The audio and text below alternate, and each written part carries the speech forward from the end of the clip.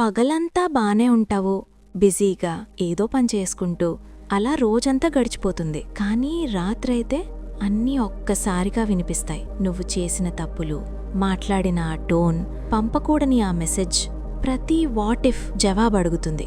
ఆ కాన్వర్జేషన్ని మళ్ళీ మళ్ళీ గుర్తు చేసుకుంటావు. ఇంకా జరుగుతున్నట్టే అనిపిస్తుంది.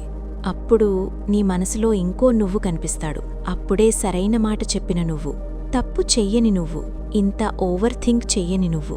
అలా అలా ఆ మూమెంట్ని నిజంగా జీవించిన నిన్ననే నువ్వు నచ్చకపోవడం మొదలవుతుంది.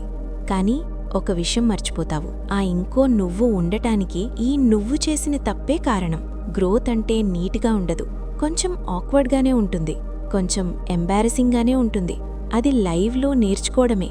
రాత్రి ఎందుకిలా లౌడ్గా అనిపిస్తుందంటే డిస్ట్రాక్షన్స్ అన్నీ తగ్గిపోతాయి, మిగిలేది నువ్వే. అంతేరా.